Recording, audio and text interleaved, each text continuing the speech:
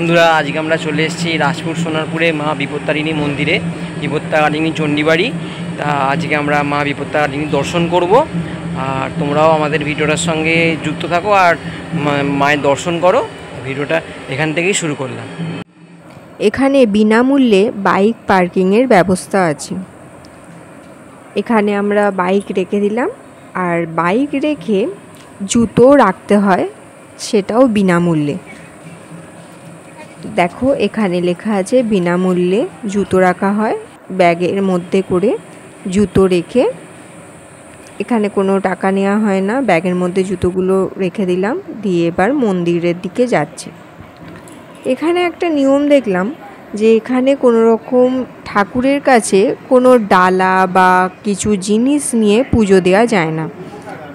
তুমি কিছু জিনিস কিনতে পারো সেটা ঘরে আনার জন্য, কিন্তু ওখানে ঠাকুরের কাছে যে কোনো প্রসাদ যে ঠাকুরের চরণে দেবে সেবা হিসাবে, বা ধূপ মোমবাতি এইগুলো এখানে দেখলাম না, দেয়া যায় না আর কি।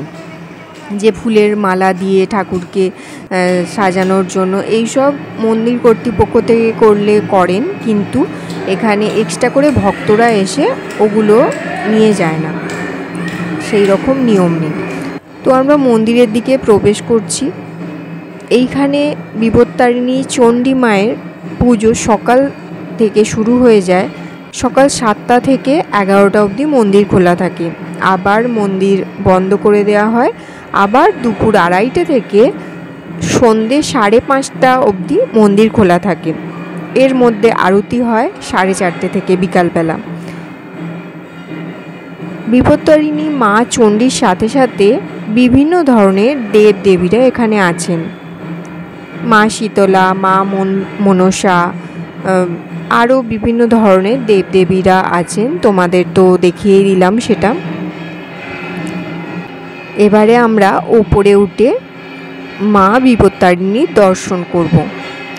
নিচেটায় তো বিভিন্ন ধরনের দেবদেবীরা আছেন, আর ওপর তলায় আছেন মা চণ্ডী, মানে মা বিপত্তারিণী।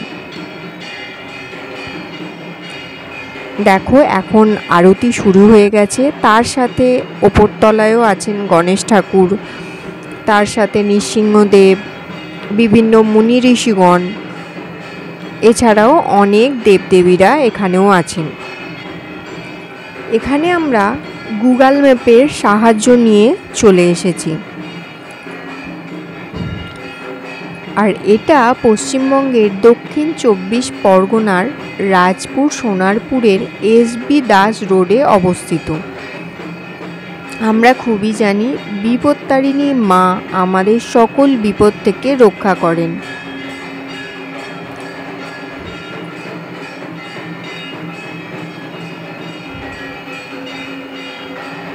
দেখো এখানে মা দুর্গা আছেন,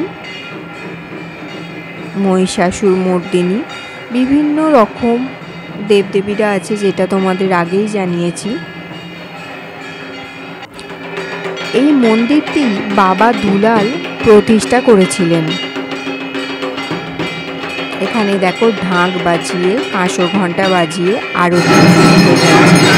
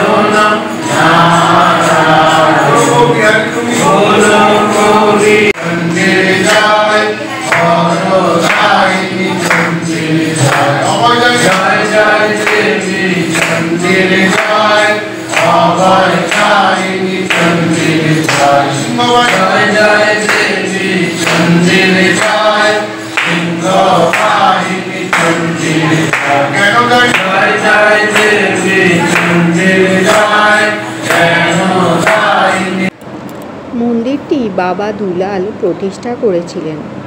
বাবা সাধনচন্দ্র দাস এবং মা বসন্ত কুমারী দাসের ঘরে দুলাল জন্মগ্রহণ করেন।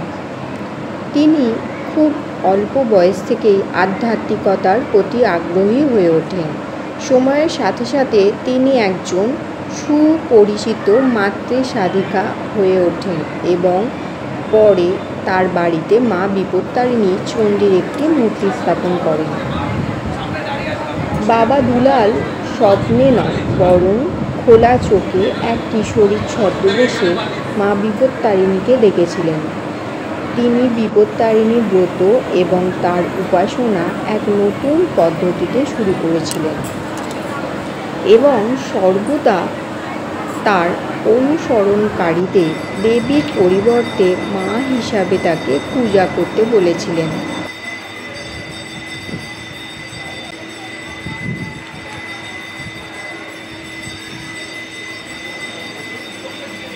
আমাদের দর্শন হয়ে গেল, খুব ভালোভাবেই দর্শন করলাম। এবার আমরা বেরিয়ে যাচ্ছি। এখানে প্রসাদ দিচ্ছে, এখানে প্রসাদ দিচ্ছে খিচুড়ি ভোগ প্রসাদ। আগের বারেও এসেছিলাম, এখানে প্রসাদ পেয়েছিলাম।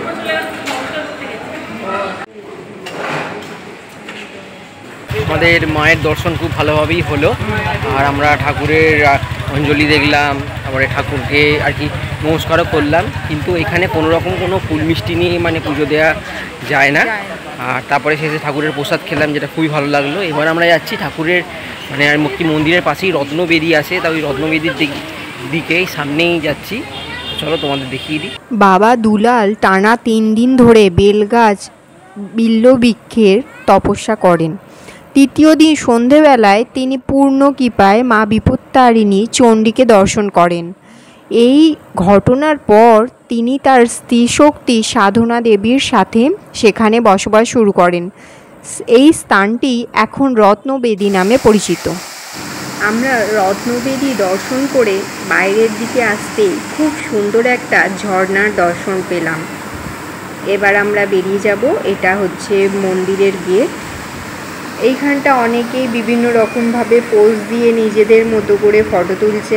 আমাদের রাজপুরে বিপত্তারিণী চণ্ডীবাড়িতে মানে মায়ের দর্শন হয়ে গেল। আর এখানে ভালোভাবেই দর্শন হয়, মানে আর কি কোনো রকম কোনো কিছু ঝামেলা নেই, খুব ভালো করে মায়ের দর্শন করা যায়। আর এখানে গাড়ি রাখারও কোনো অসুবিধা নেই, মানে 4 চাকা 2 চাকা মানে যায়নি আসো না কেন, গাড়ির পার্কিং ব্যবস্থা খুবই ভালো। আমরা ভিডিওটা এইখানেই শেষ করছি। এবার আমরা এখান থেকে বেরিয়ে পড়বো। আশা করছি তোমাদের ভিডিওটা ভালো লেগে থাকবে। ভালো লাগলে অবশ্যই লাইক করো, শেয়ার করো এবং যারা নতুন দর্শক বন্ধু তারা অবশ্যই চ্যানেলটিকে সাবস্ক্রাইব করো। তা চলো বন্ধুরা, ভিডিওটা এখানেই শেষ করছি। টাটা, তোমরা সবাই খুব ভালো থেকো।